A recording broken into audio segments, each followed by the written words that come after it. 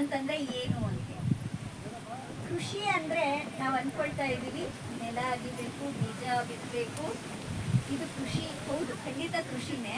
ಇದು ನಮ್ಮ ಮುಖಾಂತರ ಮಾಡಿಸ್ತಾ ಇದೆ, ನಾವು ಮಾಡ್ತಾ ಇಲ್ಲ, ನಮ್ಮ ಮುಖಾಂತರ. ಯಾಕೆ ಅಂದ್ರೆ ಮೇಡಮ್ ಹೇಳಿದಾಗೆ ಇಡೀ ಪ್ರಕೃತಿ ಮಾನವನಿಗಾಗಿ ಅವ್ರಿಗೆ ಏನೇನ್ ಬೇಕು ಎಲ್ಲವನ್ನ ಕೊಡ್ತಾ ಇದೆ. ಆದ್ರೆ ನಾವೇನ್ ಮಾಡ್ಬೇಕಾಗಿದೆ, ಅದೆಲ್ಲರ ಜೊತೆನಲ್ಲಿ ನಾವು ಕನೆಕ್ಟ್ ಆಗ್ಬೇಕಾಗಿದೆ. ನಾವು ಅದರ ಜೊತೆ ಕನೆಕ್ಟ್ ಆಗ್ಬೇಕಾಗಿದೆ. ಹೇಗೆ ಕನೆಕ್ಟ್ ಆಗೋದು? ಇದು ತುಂಬಾ ದೊಡ್ಡ ಕ್ವಶನ್. ಇದು ಹೇಗೆ ಕನೆಕ್ಟ್ ಆಗೋದು ಅಂತಂದ್ರೆ, ನಾವು ಹೋಗಿ ಇವಾಗ ನಮಗೆ ಹೊಲ ಗದ್ದೆ ಇಲ್ಲ, ನನ್ಗೆ ಯಾವುದು ಏನು ಇದಿಲ್ಲ, ಸೋರ್ಸ್ ಇಲ್ಲ, ನಾನು ಎಲ್ಲಿ ಮಾಡೋಕ್ಕಾಗತ್ತೆ ಅಂತ ಹೇಳಿ ನಮಗೆ ಡೌಟ್ ಬರುತ್ತೆ. ಯಾಕೆಂದ್ರೆ ಸಹಜ ಅದು, ಎಲ್ಲರಿಗೂ ಭೂಮಿ ಇರೋದಿಲ್ಲ, ಭೂಮಿ ಎಲ್ಲರಿಗೋಸ್ಕರ ಇದ್ದಾಳೆ. ಆದ್ರೆ ನಮಗೋಸ್ಕರ ನಾವು ಏನ್ ಮಾಡ್ತಾ ಇದೀವಿ ಅನ್ನೋದು ಇಂಪಾರ್ಟೆಂಟ್ ಆಗುತ್ತಲ್ವಾ? ಏನ್ ಮಾಡ್ಬೇಕು? ಒಂದೇ ಒಂದು ಸಜೆಷನ್, ನಮ್ಗೆಲ್ಲರಿಗೂ ಪಾಟ್ ಸಿಗುತ್ತಲ್ವಾ? ನಮ್ಮ ಮನೆಯಲ್ಲಿ ಅಟ್ಲೀಸ್ಟ್ ಒಂದು ಪಾಟ್ ಇಡಕ್ ಜಾಗ ಇದೆ ಅಲ್ವಾ? ಇದೆ ಅಲ್ವಾ? ಖಂಡಿತ ಇದೆ ಅಲ್ವಾ? ಸರಿ, ಎಲ್ಲರೂ ಇವತ್ತು ಒಂದು ಡಿಸಿಷನ್ ತಗೊಳ್ಳೋಣಂತೆ. ನಮ್ಮ ಮನೆಯಲ್ಲಿ ನಮಗೆ ಸಾಧ್ಯ ಆಗೋಷ್ಟು ಪಾಟ್ಗಳನ್ನ ತೆಗೆದುಕೊಂಡು ನಮಗೆ ಇಷ್ಟವಾಗಿರುವಂತಹ ಬೀಜಗಳನ್ನ ಮೇಡಮ್ ಹೇಳಿದ ರೀತಿಯಲ್ಲಿ ಅದನ್ನ ಬಿತ್ತನೆ ಮಾಡಿ ಅದರ ಮುಖಾಂತರವೇ ನಾವು ಕೃಷಿಯನ್ನ ಮಾಡಬಹುದು. ಹೌದಾ? ಒಪ್ಕೋಬಹುದಾ? ಇವತ್ತು ಬೆಂಗಳೂರು ಸಿಟಿಗಳಲ್ಲಿ ನಾವು ನೋಡ್ತಾ ಇದ್ದೀವಿ, ಟೆರೆಸ್ ಗಾರ್ಡನಿಂಗ್ ಅಂತ ಮಾಡ್ತಾ ಇದ್ದಾರೆ. ಏನಕ್ಕೆ ಮಾಡ್ತಿದ್ದಾರೆ? ನಮಗೆ ಭೂಮಿ ಇಲ್ಲ, ಆದ್ರೆ ನಮಗೆ ಪ್ರಕೃತಿಯ ಸಾನ್ನಿಧ್ಯ ಬೇಕಾಗ್ತಾ ಇದೆ. ಮತ್ತೆ ಅದಕ್ಕೆ ಇನ್ನೊಂದು ಪರ್ಯಾಯ ಒಂದು ವ್ಯವಸ್ಥೆಯನ್ನ ನಾವು ಮಾಡ್ಕೋಬೇಕಾಗಿದೆ. ಅದಕ್ಕೆ ಏನು ಪರ್ಯಾಯ ವ್ಯವಸ್ಥೆ? ನಮ್ಮ ಮನೆಯನ್ನೇ ನಮ್ಮ ತೋಟವನ್ನಾಗಿ ಮಾಡಿಕೊಳ್ಳುವಂತಹ ಅದ್ಭುತವಾದ ಅವಕಾಶ ನಮ್ಮೆಲ್ಲರಿಗೂ ಇದೆ. ಮತ್ತೆ ಇವತ್ತಿನಿಂದ ಆ ಡಿಸಿಷನ್ ತಗೋಬಹುದಲ್ವಾ? ನಮ್ಮ ಮನೆಗಳಲ್ಲಿ ನಮಗೆ ಸಾಧ್ಯ ಆಗೋಷ್ಟು, ನಾವೇನು ಹೊಲಗಳಿಗೆ ಹೋಗ್ಬೇಕಂತ ಏನಿಲ್ಲ, ದೊಡ್ಡ ದೊಡ್ಡ ಮರಗಳನ್ನೇ ನೆಡ್ಬೇಕಂತ ಏನಿಲ್ಲ, ಸಣ್ಣ ಸಣ್ಣದಾಗಿ. ಆ ಕೃಷಿ ಅಂತಂದ್ರೆ ಏನು ಅಂದ್ರೆ ಭೂಮಾತೆಯ ಜೊತೆಯಲ್ಲಿ ಅನುಸಂಧಾನವಾಗುವಂಥದ್ದು. ಅನುಸಂಧಾನ ಅಂದ್ರೆ ಇನ್ನೂ ಒಂದು ಅರ್ಥ ಇದೆ. ಹೇಗೆ ಇದನ್ನ ಹೇಳ್ಬೇಕು ಅಂತಂದ್ರೆ, ಶ್ರೀಕೃಷ್ಣನ ಒಂದು ಕತೆ ನನಗೆ ಜ್ಞಾಪಕ ಬರ್ತಾ ಇದೆ. ಪಾಂಡವರು ವನವಾಸವನ್ನ ಮಾಡ್ತಾ ಇರ್ತಾರಲ್ವಾ, 14 ವರ್ಷ ವನವಾಸದಲ್ಲಿ ಏನಿರ್ತಾರೆ, ಆವಾಗ ಒಂದು ಸಾರ್ತಿ ಕೌರವರು ಬಹಳಷ್ಟು ಜನ ಋಷಿ ಮುನಿಗಳನ್ನ ಅವ್ರ ಹತ್ರ ಹೋಗಿ ಊಟ ಮಾಡಿ ಅಂತ ಹೇಳಿ ಕಳಿಸ್ತಾರೆ. ಗೊತ್ತಿದೆ ಅಲ್ವಾ ಈ ಕತೆ ಎಲ್ಲರಿಗೂ? ಆಗ ಶ್ರೀಕೃಷ್ಣ ಏನ್ ಮಾಡ್ತಾನೆ, ಆ ಕ್ಷಣದಲ್ಲಿ ಬಂದು ದ್ರೌಪದಿ ಹತ್ರ ಒಂದು ಅಕ್ಷಯ ಪಾತ್ರೆ ಇರುತ್ತೆ. ಆ ಅಕ್ಷಯ ಪಾತ್ರೆನಲ್ಲಿ ಒಮ್ಮೆ ಎಲ್ಲರೂ ಊಟ ಮಾಡಿದ್ರೆ ಮತ್ತೆ ಅದನ್ನ ಅಡಿಗೆ ಮಾಡೋದಕ್ಕೆ ಬರೋದಿಲ್ಲ ಅನ್ನೋಂತ ಒಂದು ಸ್ಥಿತಿ ಇರುತ್ತೆ. ಶ್ರೀಕೃಷ್ಣ ಬಂದು ಏನ್ ಮಾಡ್ತಾರೆ, ನನಗೆ ಹಸಿವಾಗ್ತಾ ಇದೆ, ನನಗೆ ಊಟ ಕೊಡು ಅಂತ ಹೇಳಿ ದ್ರೌಪದಿಯನ್ನ ಕೇಳ್ತಾರೆ. ಕೇಳಿದಾಗ ಆಕೆ ಎಲ್ಲ ತಡ್ಕಾಡಿ, ಇಲ್ಲ ಸ್ವಾಮಿ, ಎಲ್ಲ ಈಗ ತಾನೇ ತೊಳೆದಿದ್ದೀನಿ ಅಂದ್ರೆ ಅದ್ರೊಳಗೆ ಒಂದೇ ಒಂದು ಅಗಳು ಅಂಟ್ಕೊಂಡಿರುತ್ತೆ. ಆ ಒಂದೇ ಒಂದು ಅಗಳನ್ನ ಶ್ರೀಕೃಷ್ಣ ತನ್ನ ಬಾಯಿಯೊಳಗೆ ಹಾಕೊಳ್ತಾನೆ. ಆತ ಇಲ್ಲಿ ಮಾಡಿದಂತಹ ಕಾರ್ಯ ಏನಾಗತ್ತೆ, ಬಂದಿದ್ದಂತಹ ಋಷಿ ಮುನಿಗಳಿಗೆಲ್ಲರಿಗೂ ಕೂಡ ಸಂತೃಪ್ತಿ ಆಗತ್ತೆ. ಅವರು ನಮ್ಗೆ ಊಟ ಕೂಡ ಬೇಡ, ನಮ್ಗೆ ಹೊಟ್ಟೆ ಭಾರ ಆಗಿದೆ ಅಂತ ಹೇಳ್ತಾರೆ. ಈ ಕತೆ ಎಲ್ಲರಿಗೂ ಗೊತ್ತಿದೆಯಾ? ಗೊತ್ತಿದೆ ಅಲ್ವಾ? ಇದ್ರ ಹಿಂದೆ ಇರುವಂತಹ ಗೂಢಾರ್ಥವನ್ನ ಇವತ್ತು ನೋಡ್ತಾ ಹೋಗೋಣ. ಯಾವಾಗ ನಾವು ಭೂಮಾತೆ ಜೊತೆಯಲ್ಲಿ ಕನೆಕ್ಟ್ ಆಗ್ತೀವಿ, ಈಗ ನಾವು ಭೂಮಾತೆ ಜೊತೆಯಲ್ಲಿ ಕನೆಕ್ಟ್ ಆಗ್ಬೇಕಂದ್ರೆ ಕೃಷಿ ಅಂತಾನೆ ಅಲ್ಲ, ನಾವು ಮಾಡುವಂತ ಅಡುಗೆ ಏನಿದೆ ಎಲ್ಲಿಂದ ಬಂದಿರುವಂತದ್ದು, ಅದಕ್ಕೆ ಬೇಕಾಗುವಂತಹ ಪದಾರ್ಥಗಳು ಎಲ್ಲಿಂದ ಬಂದಿರುತ್ತೆ? ಭೂಮಾತೆಯಿಂದನೇ ತಾನೆ.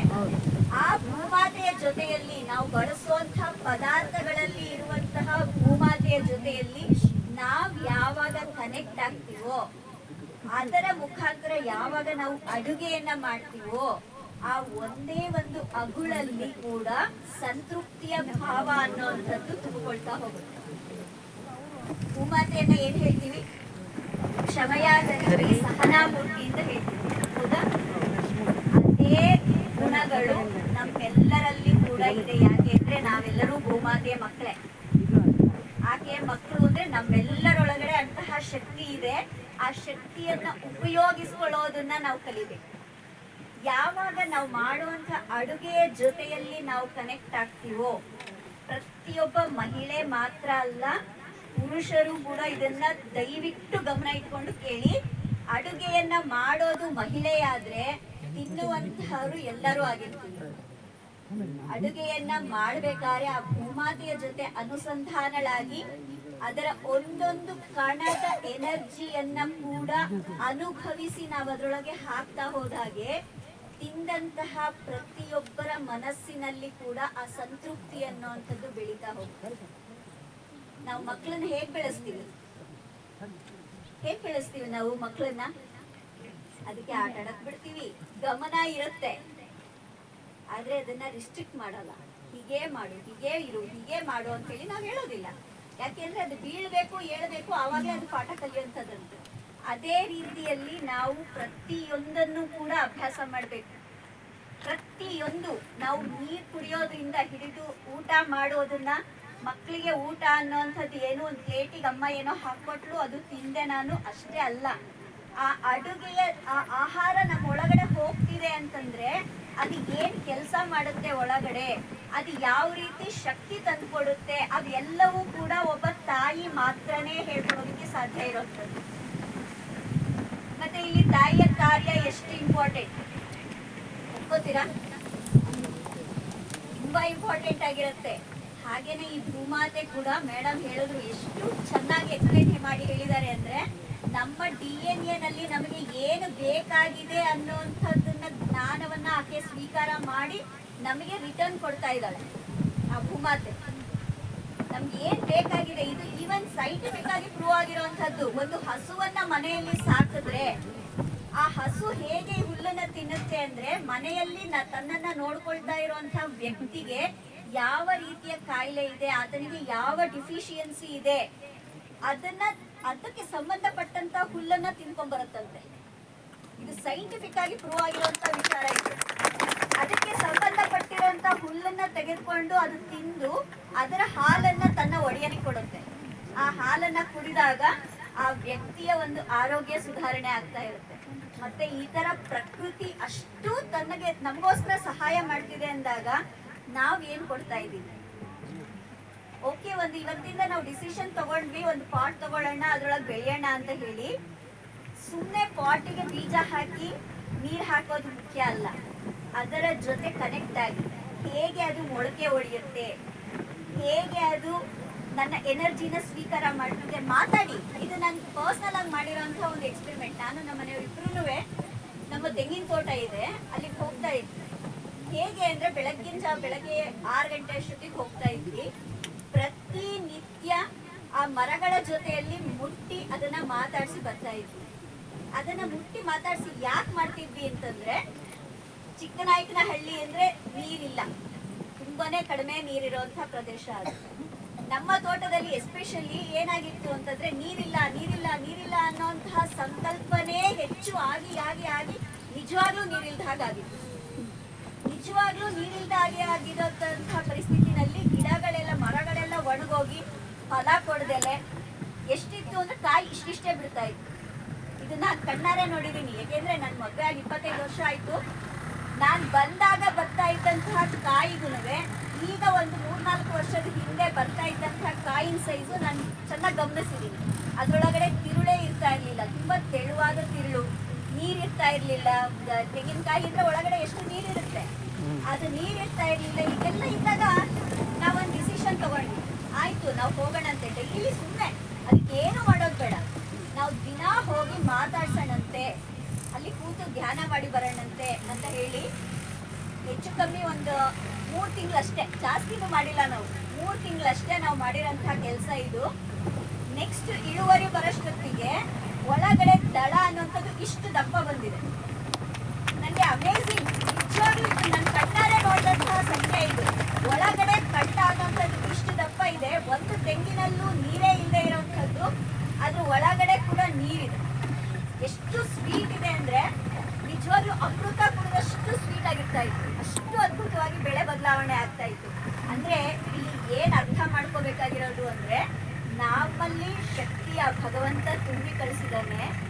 ನಾವೆಲ್ಲರಿಗೂ ಹೇಳ್ತೀವಿ, ಮಾನವ ಜನ್ಮ ಬಲು ದೊಡ್ಡದಯ್ಯ, ಇದ ಹಾಳ ಮಾಡಿಕೊಳ್ಳದಿರೋ ಹುಚ್ಚಪ್ಪಗಳಿರ ಅಂತ ಹೇಳೋದನ್ನ ಕೇಳಿದ್ವಿ.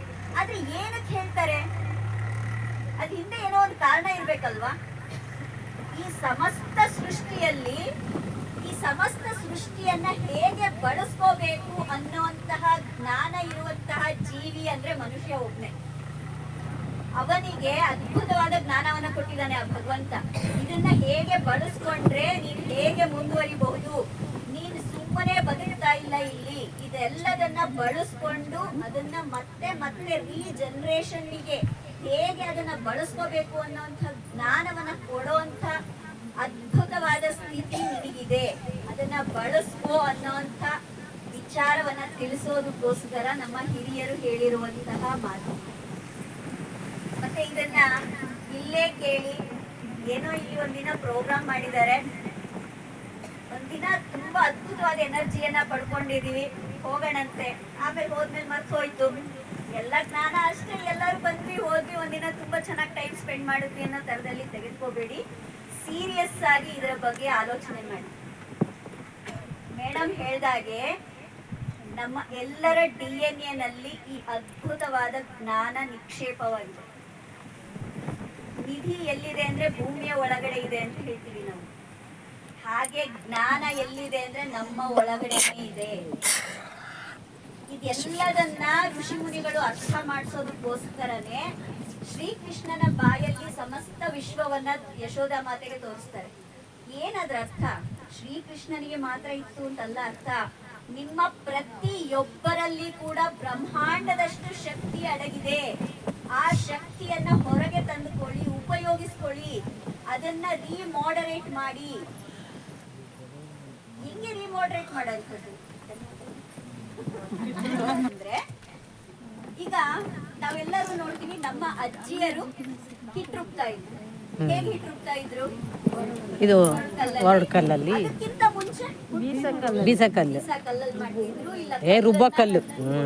ರುಬ್ಬಕಲ್ಲು ಇವತ್ತು ನಾವು ಮಾಡ್ತೀವಾ? ಇಲ್ಲ. ಯಾಕೆ ಮಾಡ್ತಿಲ್ಲ? ಮತ್ತೆ ನಾವು ಹೇಳ್ತೀವಿ ಆಗಿನ ಕಾಲದವರು ಬಹಳ ಗಟ್ಟಿ ಇದ್ರು, ಇದನ್ನೆಲ್ಲ ಮಾಡ್ತಿದ್ರು. ಮತ್ ಇವಾಗ್ಲೂ ನಾವ್ ಅದನ್ನ ಮಾಡ್ಬೇಕಾ? ಹಾಗಲ್ಲ ಅರ್ಥ. ನಾವು ಅವರೊಳಗಡೆ ಇದ್ದಂಥ ಜ್ಞಾನ ಮಾಡ್ಯುಲೇಟ್ ಆಗ್ತಾ ಬಂತು. ಏನಕ್ಕೆ ಮಾಡ್ಯುಲೇಟ್ ಆಗ್ತಾ ಬಂತು? ರುಬ್ಬಗುಂಡಿಯಿಂದ ಮಿಕ್ಸಿ ಬಂತು, ಮಿಕ್ಸಿಯಿಂದ ಗ್ರೈಂಡರ್ ಬಂತು, ಹೀಗೆ ಒಂದಾದ್ಮೇಲೆ ಕಟರ್ ಬಂತು. ಈಗ ಹೀಗೆ ನೋಡ್ತಾ ಇದೀವಲ್ವಾ? ಯಾಕೆ ಇದು ಬರ್ತಾ ಇದೆ? ಇದು ಎಲ್ಲಿಂದ ಬರ್ತಾ ಇದೆ? ಮನುಷ್ಯನ ಜ್ಞಾನ ಅಭಿವೃದ್ಧಿ ಅಭಿವೃದ್ಧಿ ಅಭಿವೃದ್ಧಿ ಆಗ್ತಾ ಇರೋದನ್ನ ಇದು ಸೂಚಿಸುತ್ತೆ. ಆ ಅಭಿವೃದ್ಧಿ ಆಗಿದ್ದು ಏನಕ್ಕೆ ಅಭಿವೃದ್ಧಿ ಆಗುತ್ತೆ?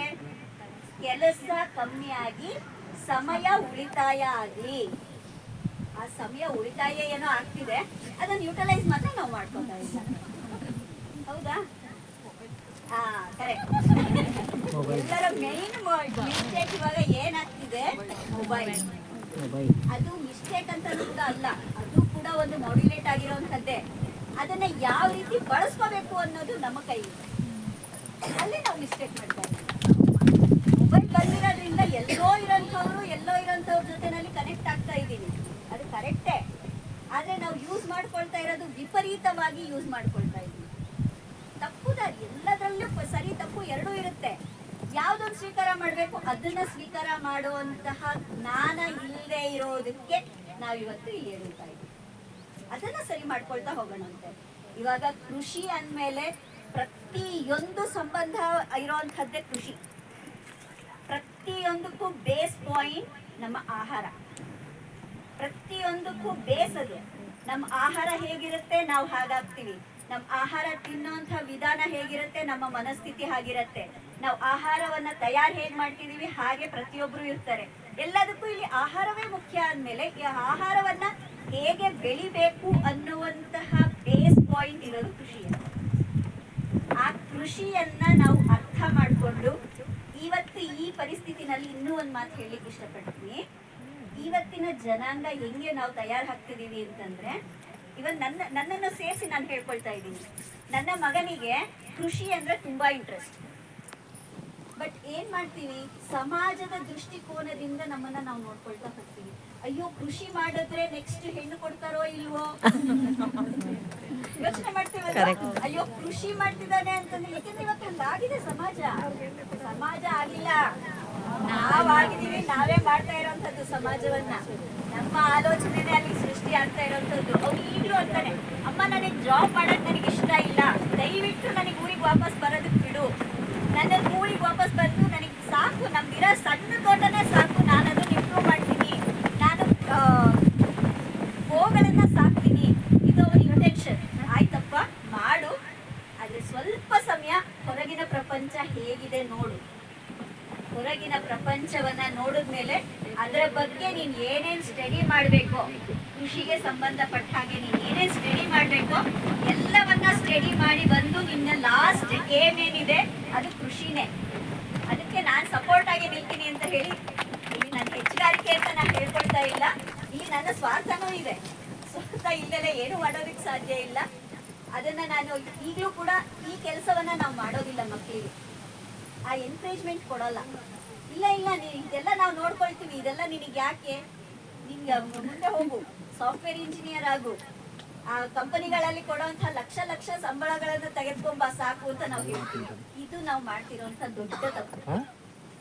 ಇಲ್ಲಿ ನಾವು ತಿಳ್ಕೊಳ್ಳೋಣ, ಪ್ರತಿಯೊಬ್ಬ ವ್ಯಕ್ತಿಗೆ ಕೂಡ ಅವನು ನೆಲದ ಜೊತೆಯಲ್ಲಿ, ಭೂಮಾತೆಯಲ್ಲಿ ಜೊತೆಯಲ್ಲಿ ಅನುಸಂಧಾನ ಆಗೋಕೆ ಪ್ರತಿಯೊಬ್ಬ ವ್ಯಕ್ತಿಗೂ ಹಕ್ಕಿದೆ. ಆ ಹಕ್ಕನ್ನ ಕಿತ್ಕೊಳ್ಳೋಕೆ ನಾವು ಯಾರು ಅಲ್ಲ, ಅದಕ್ಕೆ ನಾವು ಸಪೋರ್ಟ್ ಮಾಡಬೇಕು.